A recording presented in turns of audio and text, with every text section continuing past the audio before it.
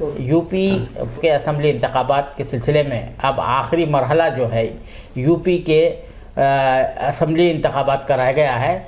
7वां मरहला UP का जो है 7 तारीख को होगा, 7 मार्च को होगा। उसके बाद 10 मार्च को नताइज आना शुरू हो जाएंगे इन 5 रियासतों में जो इंतखाबात हो रहे हैं। तो उसी हवाले से हमारे साथ बात करने के लिए रविंद्र कुमार साहब हैं, जो राष्ट्रीय मुक्ति पार्टी के राष्ट्रीय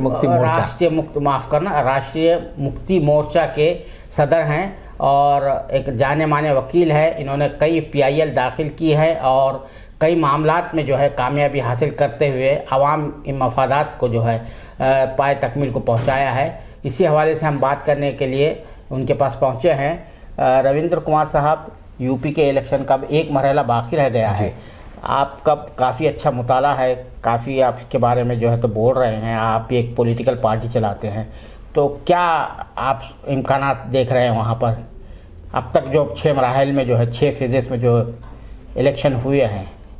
देखिए, मैंने अगस्त 2021 में कहा था कि बीजेपी चुनाव में बुरी तरह हारेगी। उसके बाद मेरा ये हमेशा मानना है कि 5 राज्यों के जो चुनाव हो रहे हैं, चाहे वो पंजाब का चुनाव हो, गोवा का चुनाव हो, उत्तर प्रदेश का चुनाव हो, उत्तराखंड का चुनाव हो, मणिपुर का चुनाव हो, भारतीय जनता पार्टी की हालत जो है बड़ी नाजुक है और वो हर हाल में दिन पे दिन बद से बदतर होती जा रही है। तो उसकी क्या रीजनिंग क्या है? आप जो कह रहे हैं कि जो है बीजेपी जो है रूलिंग पार्टी है, इस वक्त जो है सबसे ज़्यादा वसाइल रिसोर्सेस भी है, उसके पास हर तरह के मैन पावर भी है, सब कुछ है, उसके बावजूद और जो है एक उसका जो नफ़रत का जो एजेंडा, सभी लोग कहते हैं नफ़रत का एजेंडा है, वो भी चला रही है। तो वो ये तीनों भी चीज़ें जो है उसके पास, यानी जो इलेक्शन मशीनरी है। देखिए, इलेक्शन मशीनरी का काम नहीं आ रही है। इलेक्शन कमीशन उसकी गोद में बैठा हुआ है। आप इलेक्शन कमीशन को मत समझिए, वो निष्पक्ष संस्था है। इलेक्शन कमीशन एक तरह से बीजेपी का एक सेल है। और दूसरी बात यह है कि बीजेपी के पास गोदी मीडिया है। सारे मीडिया वाले जो है मोदी जी को, उनकी अगर बातचीत सुने तो वो ऐसे बात नहीं करते कि वो निष्पक्ष पत्रकार हैं या खबर ढूंढ रहे हैं। वो बीजेपी को रिप्रेजेंट करते हैं कि हमारी पार्टी ने, हमारे मोदी जी ने, हमारे गृह मंत्री ने, हमने ये कहा। तो एक तरह से विपक्ष का रोल जो है आज के समय में सबसे कम है। लेकिन हुआ क्या कि इन्होंने 7 साल में देश के लोगों को बदहाली, बदअमनी और उनको एक तरह से भुखमरी के कगार पर ले आए। उससे आम जनता इतनी त्रस्त हो गई है कि आप जो है, मान लीजिए कोई भूखा बच्चा है, उसे रोटी ना दें और उसे कहो जी मैंने तेरा बड़ा भला किया, भला ये किया, तो छोटा बच्चा, इवन जानवर भी बता देगा आपको कि आपने मुझे बदहाल रखा हुआ है। जनता को अपनी बदहाली की पता चल गई, लेकिन ये अभी सीखने के लिए तैयार नहीं है। इनको लगता है हिंदू मुसलमान करेंगे, सरकार और सेना और पुलिस का दुरुपयोग करेंगे तो हम लोगों को डरा धमका सकते हैं। अदालतों का भी दुरुपयोग करेंगे, जांच एजेंसियां जो हैं, चाहे वो CBI हो, NIA हो, ED हो, CBDT हो, उन सब का दुरुपयोग करते हैं। और जो इनके खिलाफ बोलता है उसकी जबान को ये चुप करने के लिए कहते हैं कि तेरे को जेल भेज देंगे। तो अब जो है लोगों में धीरे धीरे, जैसे होता है ना, आप रुई को भी दबाओ दबाओ दबाओ, दबाते दबाते वो पत्थर बन जाएगी, तो उस पर असर नहीं होगा। तो आज के दिन जनता को इनकी असलियत पता चल गई है और इसलिए अब जनता निडर हो गई है। यदि मरता क्या ना करता वाली हालत में अगर कोई आदमी पहुंच जाए, फिर वो लास्ट जो अपनी सर्वाइवल के लिए अटेम्प्ट करता है, जनता वो कर रही है और जनता अपनी जीने का हक सरकार से मांग रही है। लेकिन आप देखते हैं कि हमारे पास जो है जिस तरीके की जो है डेमोक्रेसी, जमहूरियत जो परवान चढ़ी है, वहाँ पर लोग पॉलिटिकली उतने एजुकेट नहीं हुए हैं। पैसा खूब खर्च करना पड़ता है, बड़े बड़े जिसके पास जो पावरफुल होता है, इन्फ्लुएंशियल होता है, वो टिकट लेके खड़ा होता है, पैसे का खूब रेल पेल होती है, वोट खरीदे जा सकते हैं। तो इस सूरत हाल में भी आप समझते हैं कि वही रहेगा मामला जो जिसके दम पर जो है राजनीति आज के समय में मनी और मसल्स और मीडिया जी, इनकी चंगुल में है जी। जिसके पास पैसा है वो मीडिया खरीद लेता है, जिसके पास पैसा है वो गुंडे खरीद लेता है, जो गुंडे हैं वो तय करते हैं कि हम राजनीति में क्या करेंगे। तो राजनीति में आज के समय में लोकतंत्र नाम की चीज़ नहीं है। अगर हम और आप गलतफहमी रख रहे हैं कि देश में लोकतंत्र है, लेकिन लोगों को वोट देने का यूनिवर्सल एडल्ट फ्रेंचाइजी, जिसे हम कहते हैं विरसक सार्वभौमिक मताधिकार, वो हमारे संविधान ने दिया हुआ है। उसकी वजह से 5 साल में चुनाव होते हैं और जब जनता को मौका मिलता है वो अपनी राय प्रकट करने से चूकती नहीं है। वो हमेशा एक फैसला करती है और बात है कि MLA बिक जाए, MP बिक जाए, लेकिन जनता इनको हराती है। तो आप समझिए धन्ना सेठ या पैसे या मीडिया या जो मैंने आपको कहा जो सरकारी संस्थान हैं जिनका दुरुपयोग करके ये लोगों को अपने साथ मिला तो लेते हैं। जैसे इन्होंने आप देखेंगे मध्य प्रदेश में सरकार बना ली, कर्नाटक में सरकार बना ली, और जगह बना ली, लेकिन जनता जानती है कि हमने क्या फैसला दिया। तो ये समझते हैं कि जनता को हम जो है हमेशा बहका सकते हैं, लेकिन जनता जब भी जागेगी वो अपने हक के लिए हाकेगी। और जब भी वोटर वोट देने जाता है वो देखता है कि कोई सरकार जो आ रही है वो मेरा और मेरे बच्चों का क्या भला करेगी या नहीं करेगी, तो उस पहचान पर वो जो है वोट देता है।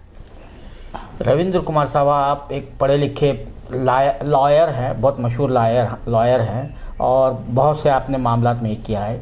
आप जानते हैं, जैसा आपने बहुत सी चीज़ें बताई, कोई भी आइडियोलॉजी होती है तो आइडियोलॉजी का कोई ना कोई पॉजिटिव रैलिंग पॉइंट होता है। जैसे कम्युनिज्म है, कम्युनिज्म का था कि क्लासलेस सोसाइटी होना चाहिए। अब हमारे पास जो रूलिंग रिजीम है उसकी जो आइडियोलॉजी है उसमें क्या कोई पॉजिटिव पॉइंट नहीं है कि वो हर वक्त जो है हिंदू मुस्लिम कोई भी मामला होता है ऐसा लगता है कि भाई मुसलमान उनके लिए ऑक्सीजन बने हुए। क्या कहें देखिए, ये जो गुंडे होते हैं ना, गुंडे का मतलब क्या है? गुंडा क्या चाहता है कि मेरा आतंक फैला रहे, क्योंकि जैसे ही आतंक टूटेगा, उसका तिलिस्म टूटेगा, तो लोग आज़ाद हो जाएंगे और गुंडे को बता देंगे तो गुंडा है। तो अब इन्होंने गुंडे में क्या किया कि गुंडा क्या करता है कि वो कभी जात का नेता बन जाता है, कभी वो धर्म का नेता बन जाता है, कभी जुबान का जो भाषा होती है उसका नेता बन जाता है, कभी अपनी स्थानीय जैसे लोकेलिटी होती है कि मैं जो है देवरिया का गुंडा हूँ, मैं लखनऊ का गुंडा हूँ, मैं इलाके का बन जाता है। तो ये गुंडे जो है अपना एक अस्तित्व जो है, अपनी जड़, जैसे पेड़ होता है ना, उसको ज़मीन चाहिए होती है जहाँ से वो जड़ बनाए, तो जड़ ये अपनी इन्होंने बीजेपी ने हिंदू मुसलमान बना रखी है, क्योंकि इनको लगता है कि अगर हिंदू मुसलमान के रूप में पोलराइजेशन होगा तो मुसलमान कम है, छोटी जातियाँ जो हैं वो कम हैं, छोटी जो अल्पसंख्यक धार्मिक जातियां हैं वो कम हैं। तो इनको लगता है कि मेजॉरिटी हमारे पास होनी चाहिए। सोसाइटी एक तरह से केक है, और उस केक को काटते कैसे हैं? जैसे कि ये काटेंगे 80 और 20 के हिसाब से कि 20% का विरोध करो, 80 अपने साथ ले लो। ऐसे ही कम्युनिस्ट पार्टी कहेगी कि गरीब और अमीर के नाम से काटेगी कि अमीर कम है, गरीब ज़्यादा है, वो ले लो। तो हर पार्टी लोगों को इस हिसाब से बांटती है कि बहुमत का शेयर मुझे मिले। लेकिन यह है कि आप लोगों को झूठ बोलते रहें और उससे असलियत से वो दूर हो जाएं, ऐसा नहीं होता। आप कितना ही बच्चे को कहानी सुनाओ, बच्चे को कितना ही बहकाओ, कितनी झूठी बात सुनाओ, लेकिन जब असलियत सामने आती है तो असलियत की सबसे बड़ी ताकत ये होती है कि कितना ही अंधेरा हो, दिया जलेगा तो सबको दिखाई देगा और अंधेरा जो है ख़त्म हो जाएगा। तो ये जिनको इनकी जो पूरी हरकतें हैं, इनकी जो पूरी रणनीति है, वो अंधेरा फैलाने की है। स्कूल बंद कर दो, कॉलेज बंद कर दो, बेवकूफ़ी की बात समझाओ, लोगों को बताओ जी मंदिर बना लो, आप जो है अस्पताल मत बनाओ, प्रयोगशाला मत बनाओ, स्कूल मत बनाओ, कॉलेज मत बताओ, अकल की बात मत करो। तो ये एक बेवकूफ़ों का एक हिंदुस्तान बनाना चाहते हैं। लेकिन आप समझिए, एक आदमी, जैसे कि दूध होता है ना, 100 किलो दूध लो और उसमें 2 नींबू निचोड़ दो तो पूरा दूध जो है फट जाएगा। तो ऐसे ही सच से भारतीय जनता पार्टी जो अपना एक आडंबर खड़ा करती है वो फट जाता है और असलियत सामने आ जाती है। कुमार साहब, आप जान रहे हैं कि जब भारत देश की जो एक इमेज बन गई थी पूरे वर्ल्ड में, जो है आज वो इमेज को बहुत धक्का लगा है, बहुत नुकसान पहुंच रहा है। छोटे छोटे ट्रेवल इशू को जो है, हिजाब का मामला है, छोटा सा मामला था, चला आ रहा था। बताया जाता है कि जो कॉलेज से शुरू हुआ, वो जो गवर्नमेंट कॉलेज का है, वहाँ के प्रिंसिपल ने पहले वो लड़कियों को जो है एबीवीपी का कोई डेमोन्स्ट्रेशन हो रहा था, प्रोटेस्ट हो रहा था, उनको कहा कि हिजाब में आइए, लेकर गया उनको, और बाद में कुछ दिनों के बाद जो है हिजाब की कंट्रोवर्सी खड़ा कर दिया। अब ये जो है कंट्रोवर्सी फैलती चली गई, उसके नतीजे में अरब देशों में भी जो है तो वो हो रहा है, एहतजाज हो रहा है। सेंटिमेंट कभी नहीं आते थे हमारे लिए, बहुत अच्छे उनके जो है तो वो थे, जज्बात थे, पाकिस्तान के मुकाबले में हमारे लिए बहुत अच्छे उनके वो थे। अब ये जो फीलिंग जो ये हो रही है, ये जो अपने छोटे से मफाद के लिए जो देश का ओवरऑल बड़ा नुकसान जो कर रहे हैं, उसको देखिए, देश की छवि सबसे महत्वपूर्ण होती है, और हिंदुस्तान की एक मुल्क और सभ्यता के रूप में छवि जो है आज नहीं बनी, सदियों से बनी हुई है। सदियों से हिंदुस्तान की रिस्पेक्ट जो है पूरी दुनिया में है। चाइना से आपको पता है हेनशांग और दूसरे लोग आते थे ज्ञान की तलाश में, पूरी दुनिया से लोग हिंदुस्तान में आते थे कि हिंदुस्तान ज्ञानियों का देश है, अक्लमंद लोगों का देश है। लेकिन इन्होंने क्या किया, नफरत की आग में अपने तात्कालिक फायदे के लिए इन्होंने, अब जैसे आप ये देखिए, आपके यहाँ तेजस्वी सूर्या है, MP है बीजेपी का, युवा मोर्चे का अध्यक्ष है, तो उसने ऐसी बात वहाँ की औरतों के, अरब औरतों के बारे में टिप्पणी की कि उसको बाद में माफ़ी मांगनी पड़ी, और आज भी वो उसकी हिम्मत नहीं है कि वो अरब के किसी देश में जा सके। तो आप ये मत समझिए कि लोग रिएक्ट नहीं करते, लेकिन ये समझते हैं कि हमें जो है सिर्फ जो 8-10 लोगों के वोट चाहिए, ये उनके बारे में भरमाने के लगते हैं। ये देश की पूरी इमेज खराब हो रही है, उसके बारे में नहीं सोचते। इन्होंने हिंदू धर्म की पूरी इमेज जो है ऐसे धर्म के रूप में बना दी है कि जिसके लोग जाहिल हैं, जिनके लोगों को कोई अकल नहीं है। तो आप समझिए, RSS चाहता है कि मैं हिंदू धर्म को कोडिफाई करूं, कि जो RSS कहे वो हिंदू धर्म है, जबकि हिंदू धर्म एक ऐसा धर्म है दुनिया का जिसमें नास्तिक को भी धार्मिक मानने का अधिकार है। यानी हिंदू धर्म में नास्तिक भी हिंदू हो सकता है। और नास्तिक होने का मतलब क्या है? एक छोटी सी परिभाषा थी कि जो आदमी वेद को नहीं मानता वो नास्तिक है।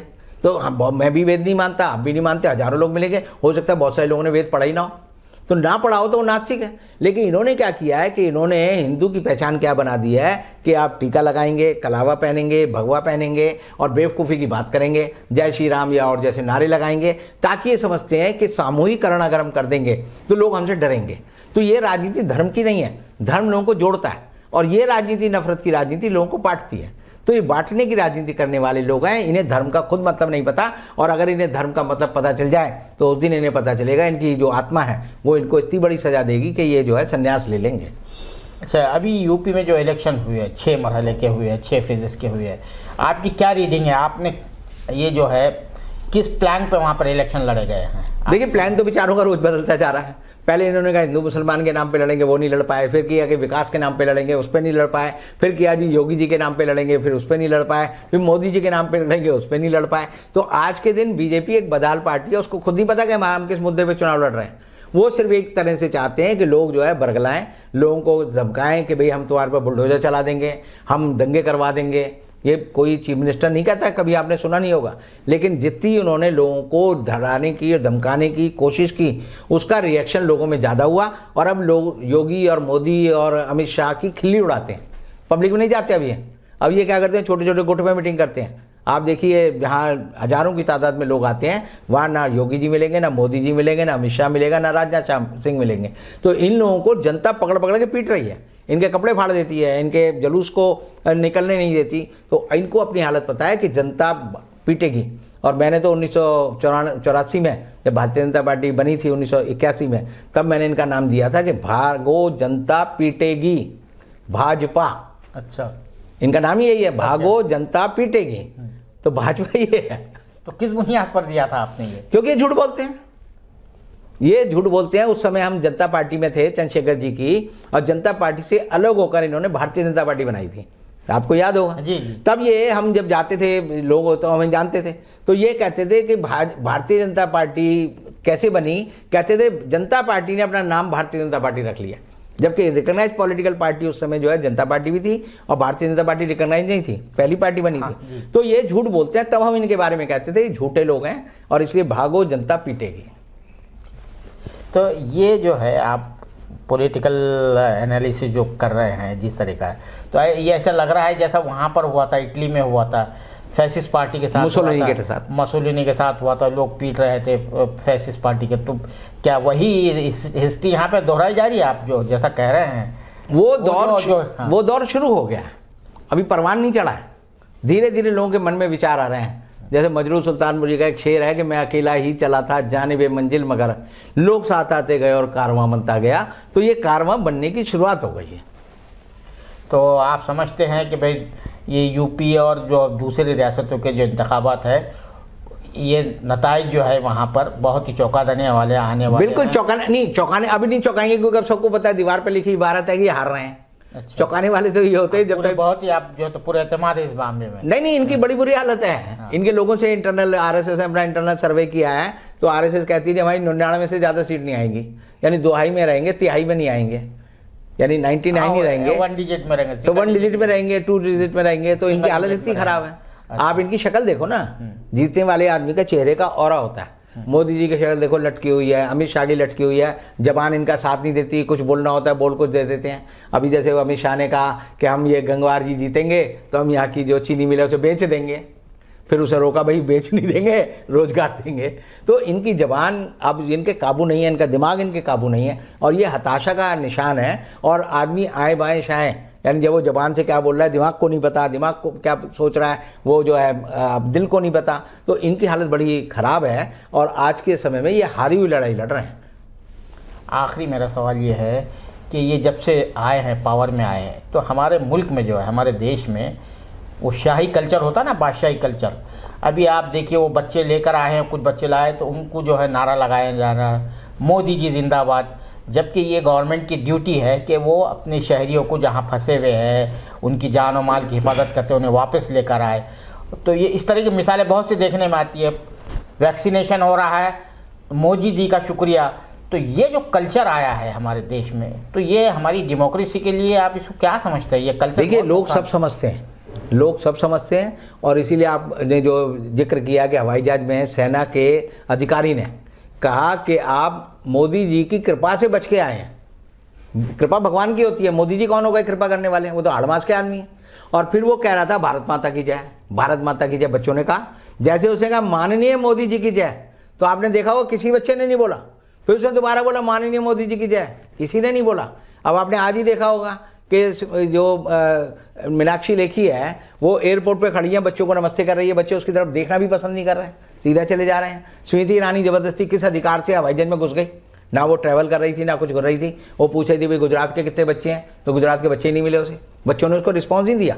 तो लोगों के मन में नफरत है, लोग डरते जरूर हैं। मेरे जैसा आदमी, जैसे मैं बोलता हूँ तो कई लोग मुझसे पूछते हैं आप ऐसे बेबाक क्यों बोलते हैं, तो मैं हमेशा कहता हूं मैं इसलिए बोलता हूं ताकि और लोगों को सबक मिले कि बेबाकी से बोलने के बावजूद भी आप इनसे लड़ सकते हैं और उन्हें बोलना चाहिए। तो मैं ये कहता हूं कि जो मैं बोलता हूं 1 महीने बाद, 2 महीने बाद, 1 साल बाद लोग वही बात रिपीट करते हैं, और यही मेरी ताकत है और वही लोकतंत्र की ताकत है। बहुत बहुत शुक्रिया रविंद्र कुमार साहब सालार से बात करने के लिए। ये थे मशहूर वकील और राष्ट्रीय मुक्ति मोर्चा के सदर रविंद्र कुमार साहब। उनका कहना है कि यूपी में नौशते दीवार लिखा जा चुका है और बीजेपी की शिकस्त यकीनी है। कैमरामैन जीशान राही के साथ मैं अब्दुल बारी मसूद।